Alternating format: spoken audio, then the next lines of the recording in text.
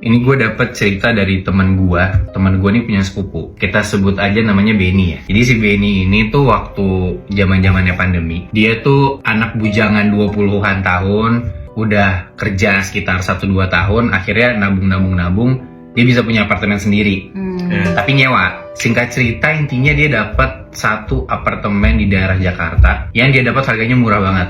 Nah cuman masalahnya adalah selama dia nego atau dia kontakan sama pemilik apartemen ini, dia nggak pernah ketemu langsung. Dia tuh diarahinnya sama orang suruhannya lah. Karena yang punya ini sebenarnya itu ibu-ibu yang tinggal di Jogja. Karena pandemi juga jadi nggak bisa ke Jakarta kan.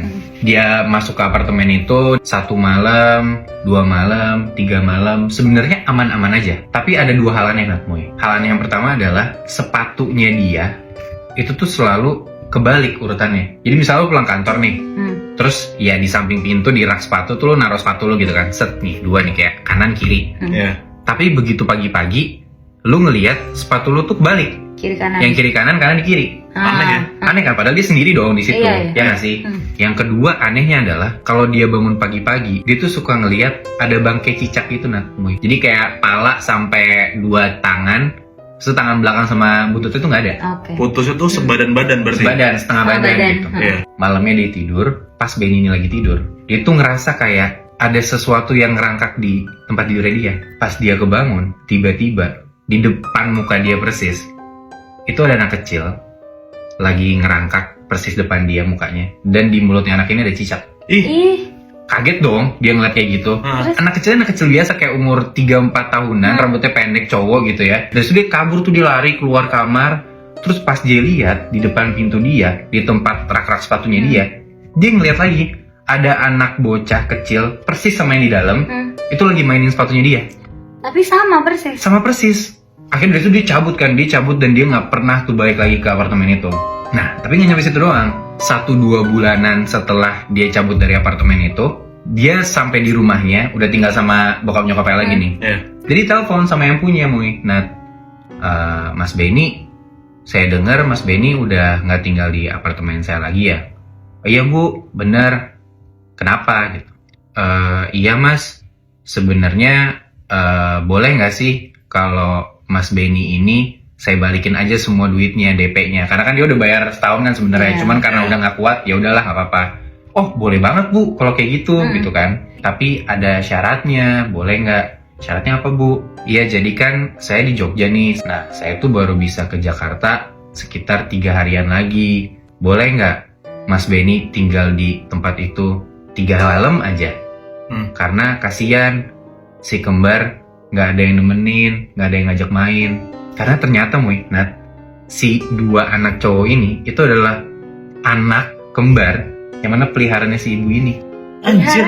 Peliharaannya. Dia akhirnya nyewain apartemennya dengan harga murah biar demi anak-anaknya ini, si anak-anak peliharaannya ini ada yang ngajak main. Karena penjaganya yang punya itu ya udah nggak kuat juga, nggak mau ngajak main. Ini setan kan anak ini? Iya, peliharaan si ibu ini.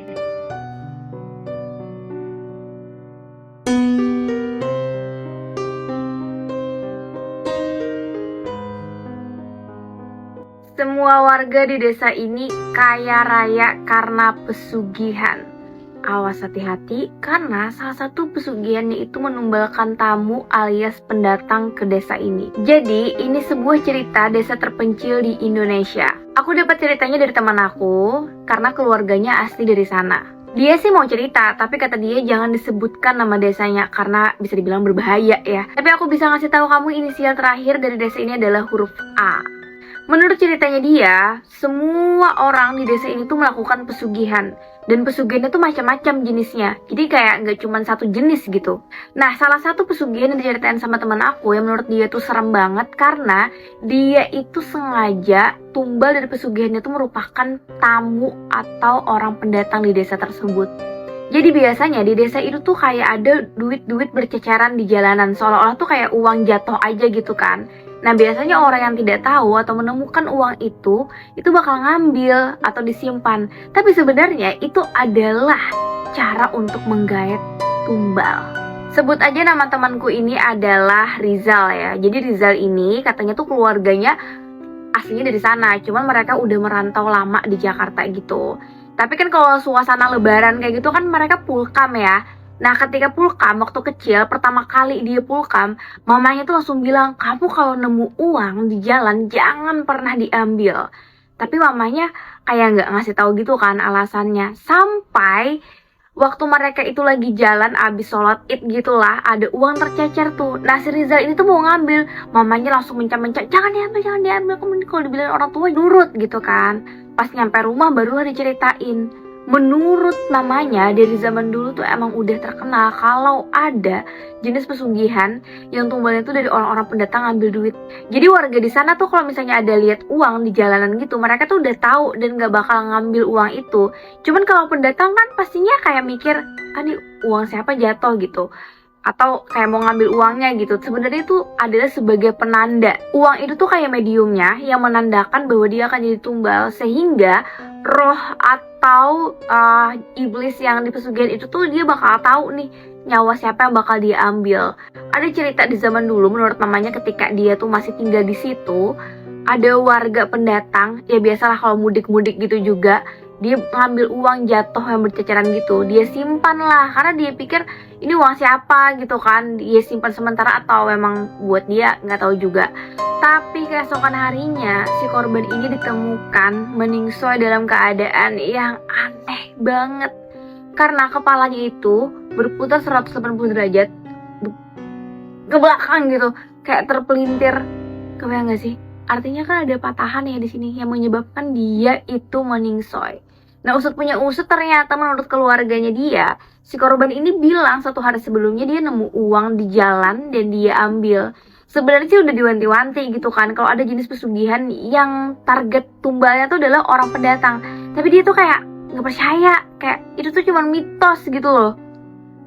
Nah karena itu mamanya Rizal tuh wanti-wanti banget kan sama anaknya atau kerabatnya yang dibawa pulkam ke situ buat tidak pernah mengambil uang kalau nemu di jalan.